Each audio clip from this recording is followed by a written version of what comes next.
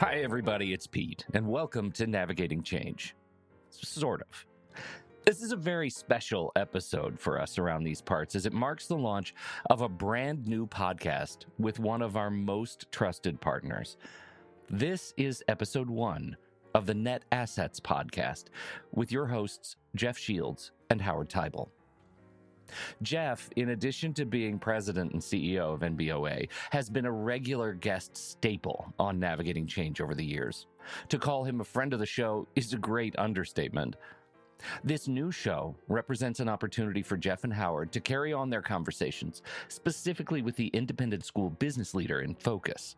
We will continue to release episodes from this new show right here in the Navigating Change podcast. But if you'd like to get these episodes directly, just subscribe to the new show wherever you get your podcasts. I've put all the relevant links in the show notes. And now, welcome to the Net Assets podcast.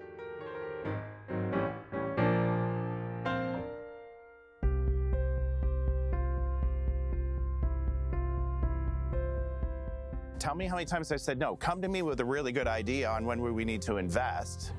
It's pretty hard to say no to, right? And so I think that permission to be in other people's lanes or just go explore, to me, that's the good stuff. You mentioned Nugget, that's where the fun is.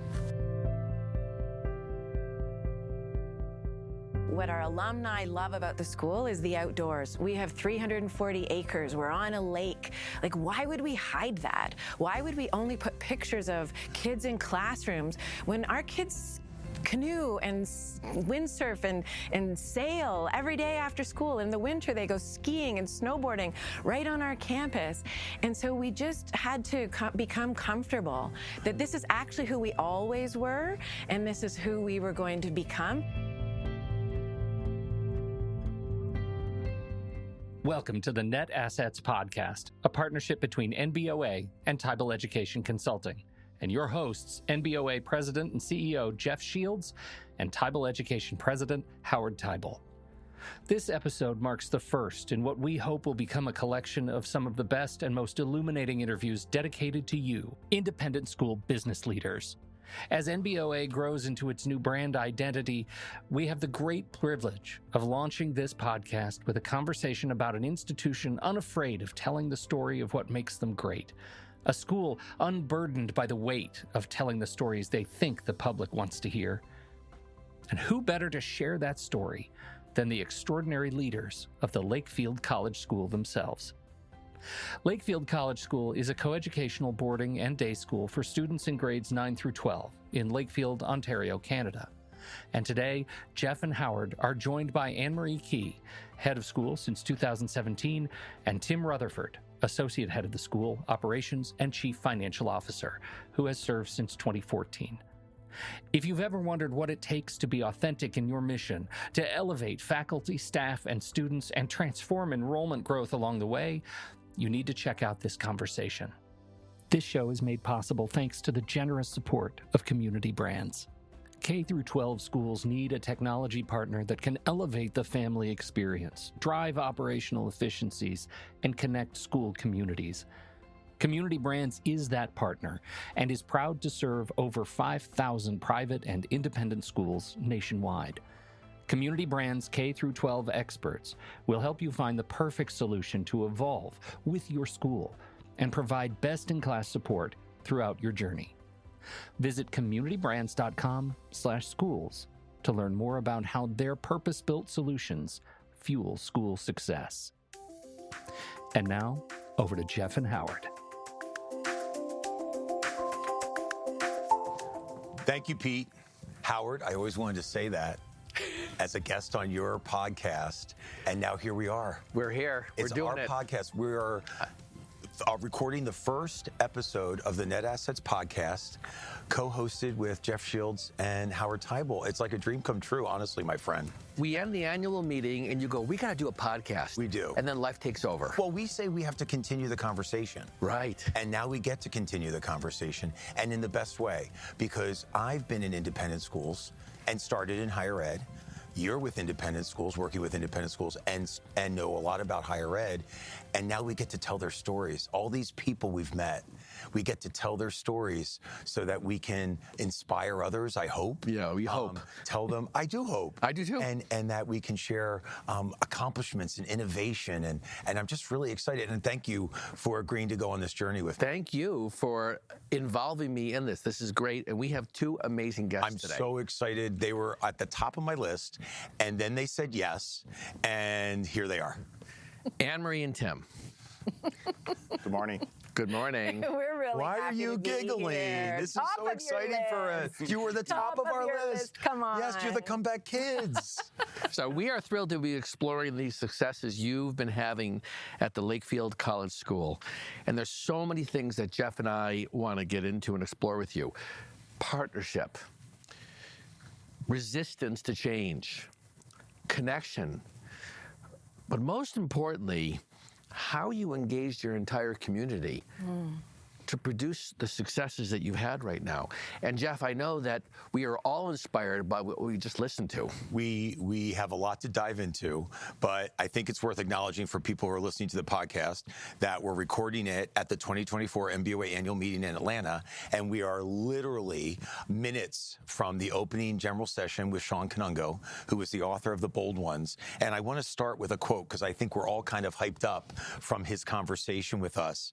And he said something that I hope resonated with every educator that was in the room when he said, "You're in the business of soul."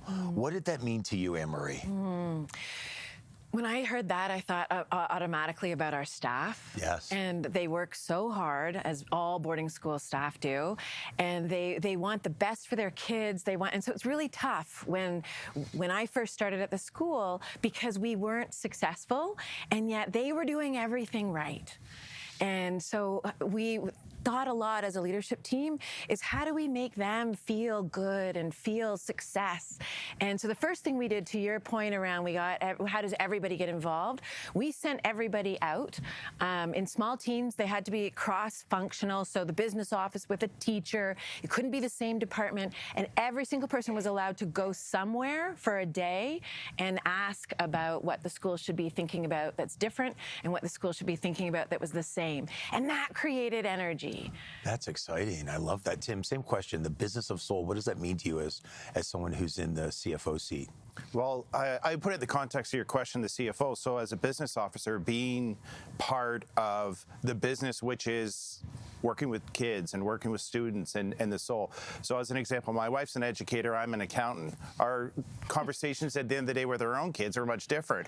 And I was like, that's the good stuff. So soul really resonates with me, right? Not product driven. So for NBOA and its membership that are largely the support, to be able to be attached to something that is really, it's soul-based, it's motivating. It's where you want to work. It's where you want to have your passion. It really gets at the core Totally. because it's not just education, it's character. Yeah. It's who they are, who they'll become. So let's go back for one moment. Who found who? Did you find Tim, or Tim, did you find Anne-Marie? I'd already made a change coming out of corporate, so I'm, as of today, 10 years in this business of soul for where we work. 10 years. Yeah, and so we were kind of put together. That's how we came about to our working relationships, yeah. I remember, though, when one of our first meetings, you basically said, like, we're going to work together, and I've got your back. Oh, I get a little emotional.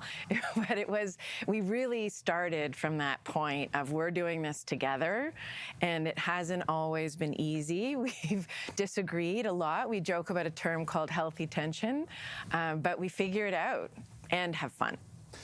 Absolutely, you got to have fun, and laughter is the other side of the healthy tension. And we always agree that we're getting to the better place. So, funny little anecdote: Anne-Marie, when her first day arriving to campus, and we had met before, and we knew each other, but and the business officer would appreciate. So she drove herself in a U-Haul that said $19.95 a day, and I'm like, okay, I really like this. I really like this, right? Yeah, She's thrifty. So yes, okay, I think this is a good start. I'm like, I think this is a good start. He needed a receipt. He needed a He receipt. sent it to some of our donors. Look, you're going to like her. Yeah. But healthy tension is something. I mean, we've had many, I'll say disagreements, but we agree to disagree and move forward if it's for the better good. But Tim, you saying that to her on day one, you've really encapsulated the advice that I think every CFO, that's exactly what every CFO should say to a new head of school, because that's not only what they need to hear, I think that's your role. I think that's absolutely your role. And I think probably that was the first seed of this great partnership. Well, tell the story about the day you told your faculty and staff, you're all going to make phone calls to students and parents. Well, tell us that story. It's a brilliant story. Well, I stole it from somebody else, as all good heads do. Take Excellent. the best ideas. And so we put a picture of every single student up on the screen and asked staff to volunteer to make the phone call. And we tried to have them not call somebody who they were their direct teacher or advisor. So there was a bit of a surprise element. And I have to say, it didn't go over all that well as we were explaining it, because one thing I hadn't anticipated was that they wanted a script, like they wanted to know what to say. And so we had to say, well, just take a photo of them. And, you don't have to spend a lot of time finding the professional photos. Like, we wanted this to be authentic. We wanted this to be like a spontaneous and just create some energy. And maybe, Tim, you can say then, after the nervousness. Tim was not a fan of this strategy initially. Is that fair to say? I don't want to put words in your mouth. I was nervous on how it would be embraced. So I think it's that connection between what do you do with data and then how do you do it, or how does it fit? How does it fit your brand? How does it fit your soul? And for us, in hindsight, it was really simple. I said, wild leap of faith, but it wasn't, because relationships to me are fundamental to that business of soul. But it was the data of saying you're going to make 10 calls. And I think people were really nervous with that because we're telling them what to do. And I think I was one, I'm an advisor, so I made calls, but I kind of didn't like being told that I had to make them, right? But understanding really, it's the same thing. It's demonstrating those relationships. So, you can be very deliberate with the data, embrace ourselves, and then just learn and work off that, enhance yourself. And that was a change for us in that particular program. What happened is our teachers, who are, so relational, made these calls, and what they weren't expecting was the parents to be super grateful, super excited, and then there started a new relationship and gave the teachers great feedback. And so they were so surprised. Every parent I saw over the next few months was a little bit awkward for me, because they would all lean in and say, "You'll never believe who I got a phone call from." And I was torn as to, well, or not to tell them this was a strategy, but it just created all this positive energy, and it turned out to be one of the, I think, smartest things that we've done, and we've kept doing it. Our head of admissions, Dave Darby, he does something called a knownness survey.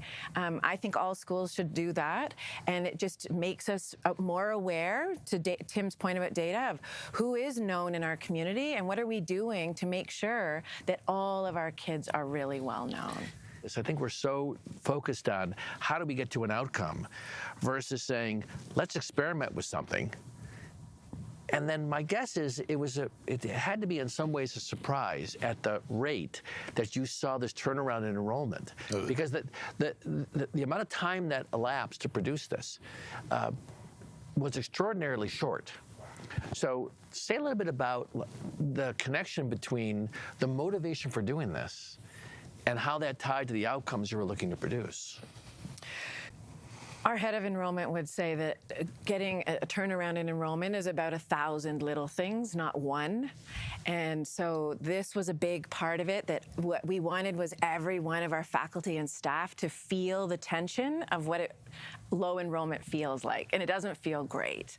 And so, Tim would share the numbers. This is what this means, and we were pretty transparent around our financial model. So we all understood, and we also, I remember one of our admissions team members saying, it's cheaper to retain a student than to find a new student. And so bringing all of us into that sort of sense of common language and common sense of urgency, and helping them realize that part of their job is knowing and loving these kids, but it's also, we're also a business. And teachers, none of us like to think about these places that we love and we work so hard to make successful as businesses. So I think that was a big part of that messaging to everybody as well. But you had to have been blown away by the results. We all know the pressures that boarding schools are under. And to your point, one student that leaves has a huge impact on your business model. So your wild leap of faith and 30% enrollment growth, Tim. Yeah, and I think it goes back to being bold, and it's easy to say in reflection back, and being uncomfortable. So not only had we just recently experienced an enrollment drop, but the history of the school was to have pretty steady enrollment. So we were below that, and we made the decision to grow our capacity, make a large capital investment in our infrastructure so we could grow.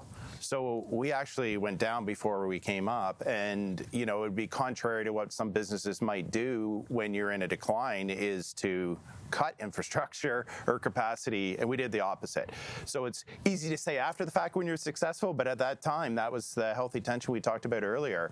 And I'll bring that back to relationship. I think, Anne-Marie said, the importance of me saying, I have her back as a new head coming in, but also it's reciprocal, because I think it's really important, the role of the head or role of leadership or board or whatever is to have the business office or the CFO or whoever the role or the team is involved in the decision making, not in the corner or not after the fact. They have to be at the forefront.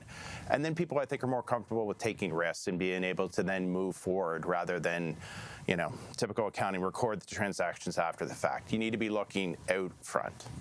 I love that. There's so many questions I have around this. I love that you came to a school that you said the faculty and staff should feel better about their work, and I want them to feel better about their work. And one of the unintended outcomes of this retention strategy was that they feel better about their work. But I want to pivot to something else, which I also love from your story, and that is this idea that Camp Lakefield was a pejorative, and now it's a source of pride. Tell me, what did Camp Lakefield mean then, and what does it mean today?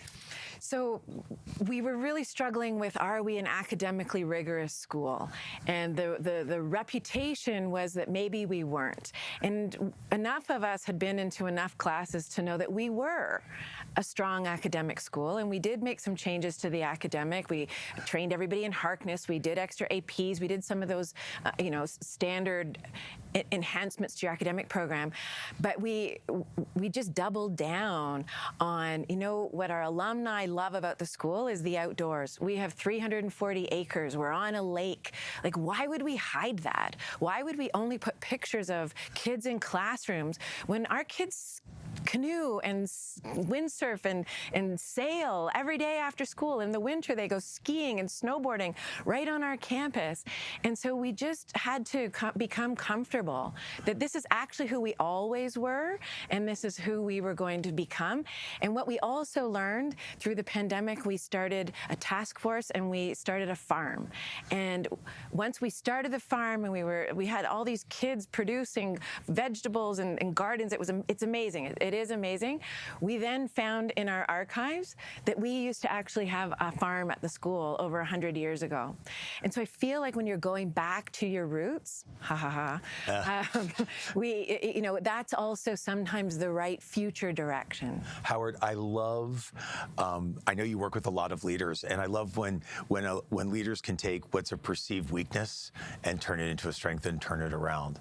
I just think that's so exciting. What are your thoughts on that? Well, it's a matter of like leaning in. Authenticity. Because, it's the fear. It's like, can I really tell a different story here about what our real assets are and value, as opposed to everybody around going, if we do this, it's going to diminish the perception of who we are. We won't get the kind of young people whose parents want to see them go on to college and so on. You offered a different way to engage the community. Was there a challenge in terms of getting the board lined up around this, or were they in right away? There's that expression that you never waste a crisis. And so the fact that we were down just helped. And so we just kept giving the board data. exactly how many kids are on financial aid, exactly how many kids are coming from different countries. And then the board was actually pretty helpful in challenging us with good questions to consider, different ways of looking at things. So, for example, we doubled the number of sending countries, and so we weren't reliant on one or two international markets. That was a big difference. We did a lot of work with the board to bring them along so that they were better equipped to ask good questions. And I think a lot of that started with data. Agree, and data and involvement. So Anne-Marie talked earlier about we call them day hikes, go out and explore or do something. Board members came along. So it wasn't, and we had that healthy tension as well, but when you're involved, so it wasn't an us, them, and that type of thing. And really, we learned a lot from them as well. They're experts in industry, and a lot of other people have experiences in, let's say, downtown cycles or whatever. So we needed to learn from that as well. We have a really unusual governance model. We have a school board and a foundation board. We also have about 100 trustees, and I don't know of any school that would do that. I see you raising your eyebrows. I would not recommend that to a school. But tell us how it works for you. Yes, we brought them all into the solution, and as long as there's clarity around who does what and whose decision is what, and I felt really comfortable around who I reported to and who did I just seek advice from, and that's a really important distinction. But what we did is we brought our foundation trustees out to visit Shawnigan and Brentwood, two amazing boarding schools on the West Coast. And then I think that helped them see that part of the change that we needed was to put some resources into our facility, because we all fall in love with our own schools and think it's just perfect and it's quaint. Yes. And why would you change that? But then you go and see other schools and bring your board members there, and then it also just helps them get on the same page. And that was a big turning point meeting. In fact, that's when we approved the building of the double residence. It sounds like that's where you kind of developed a shared vision with them. We could be this. Lakefield College could be this. This is what I'm talking about. And I guess you had to really visually present it to them so they could say, yes, we aspire to be that with you as well. That's really exciting. My hope, too, from listening to this podcast, that people go back to the articles. There's so many amazing nuggets in this article about some things people can take back. One of the things that's in here, which I thought was great, is, Tim, you talked about we don't just stay in our own lane.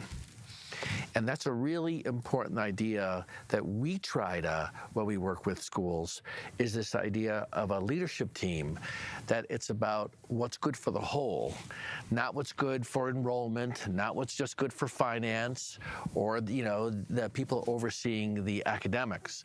Talk about how you created that culture, or you are creating that culture, because I'm sure there's healthy tension in that too. I agree 100%, and I think that's where the fun is. So I think the simple answer is just permission to go do that.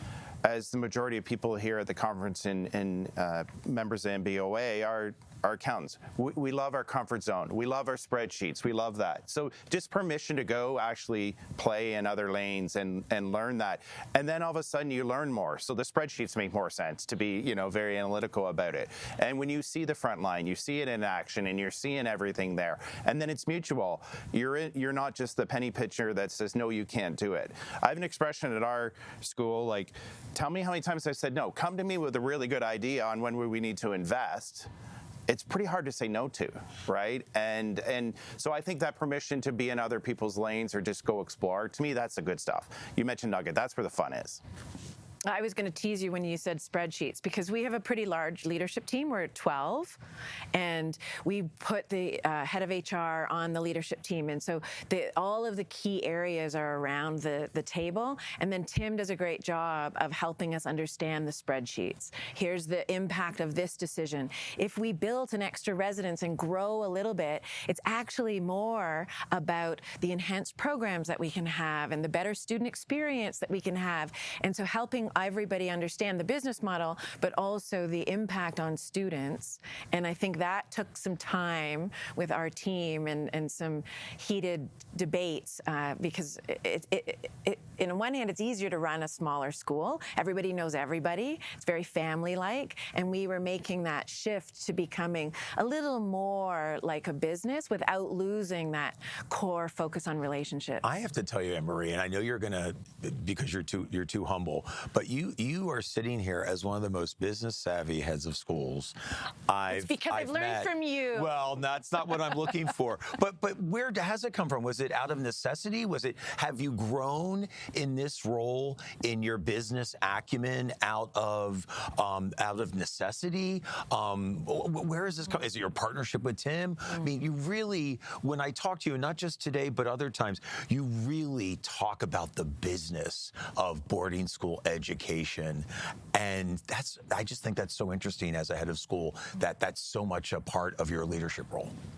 Well, I used to run the national organization and CASE, and what I often heard was heads say to me, like, can you talk to them about we're a business, not just a school community and a family? And I also saw a lot of schools that really struggled. And, so they had to come to grips with the fact that if you didn't focus on your two main sources of revenue, enrollment and fundraising, you were going to face some challenges. And so I think that's where that comes from. I listened to a great strategist once who said there are only three things to strategy. There's your unique value proposition, there's revenue, and there is no number three. As we think about sort of transitioning to wrapping this up even, I think there's two really interesting perspectives I'd love to hear from both of you. Because I'm thinking about the audience listening to this, which primarily are business officers, but also heads. So what would you say, Tim, and then we'll turn to you, Anne-Marie, that you'd want to offer up to other business officers who are recognizing this is something they like to do and they need to get the buy-in from their head? How do you engage your head to just even open this conversation if you haven't yet? Well, I think it goes back to our earlier comment on just the ability to play in other lanes. And I think as business officers demonstrate a greater knowledge of, outside of the business, what's the purpose, what's the soul? And when you have that connection, I think it makes the transition to those conversations a lot easier. I also think business officers, and myself included, need to be a bit humble as well to what the head's telling you, right? Because I think business officers are, innately the protector of the funds, the fiscal fiduciary. Use all the terms you want. Sometimes we need to be challenged. There's been times where Anne-Marie said, I think we need to do this financial. And Sean talked about it earlier. Good leadership, you can't be putting up roadblocks. Or he talked about being in rooms where a lot of people say, no, we can't. So that brings me back to the humility. I think we have to learn to understand, okay, we might need to explore it when your first reaction might be no. Very nice. I'd ask you, but in a slightly different way, which is, how would you want to encourage business officers to engage with their heads? Because there's a receptivity and a confidence, and sometimes there's a fear. Can I really open something up? If it's not their idea, because they'll follow your idea, right? You came in with a vision. But in some cases, they have the heads they have, and the business officers are saying, how do I engage them in these big ideas? So what advice would you give to business officers? So I think the relationship between the business officer and the head is key, and it's based on trust. And so I guess one piece of advice I would think about is we initiated some task forces where we just brought in other voices and created a place, and it's just 5 meetings with outside experts. And then that helps to navigate, instead of who's right, me or you, let's bring in a board member, a staff member, a student, and a few outside experts. And, we kept tight to this model. And whenever we've been trying to figure out a problem, we've launched this task force, a 5 meeting with outside experts, and it's a great way to just have great conversations. Can I throw an add-on? Because one thing you had asked me earlier, I think what Anne-Marie has allowed me, and it's a lot of fun in what I do, is then permission to be engaged with, I'll use an example, donors. So I think maybe is unique to our school, and I don't think it should be for others, but the relationship I have with a lot of our key donors. So Anne-Marie doesn't put up a roadblock to say, oh, all communications need to go through. And I think that's maybe a bit unique. It's wonderful because I get exposure to these wonderful people, and it's not just business relationships, these are personal. I think the benefit from a business standpoint is for key donors who are given, they're funding our schools, they need to be comfortable with the business side of it as well, not only the leadership. So having, I can look them in the eyes or vice versa. Unfortunately, it also means they can pick up the phone and call me as well, but freedom to allow those relationships exist. And I don't know if that happens in every school. I don't know if it does either, but I hope it does more thanks to conversations like this. Which Jeff, I think you picked the best first two guests for our podcast. I know I did. Yeah. And I want to thank them both for sharing their story and for being such great leadership models for our community. And I'm so glad we got to share a little bit in how you did it and get to share it with a broader community out there. Yeah. Thanks, Howard. We did it. The Net Assets podcast is produced in partnership with NBOA and Tybal Education Consulting with direct support from Community Brands. K-12 schools need a technology partner that can elevate the family experience, drive operational efficiencies, and connect school communities. Community Brands is that partner and is proud to serve over 5,000 private and independent schools nationwide. Community Brands K-12 experts will help you find the perfect solution to evolve with your school and provide best-in-class support throughout your journey. Visit communitybrands.com/schools to learn more about how their purpose-built solutions fuel school success. Production and engineering by Pete Wright and True Story FM. Music this week is by Anthony Vega and Zach Nelson. If your podcast app allows ratings and reviews, we hope you'll consider doing just that for our show. But the best thing that you can do to support the Net Assets podcast is simply to share the show with a colleague. Thank you for listening.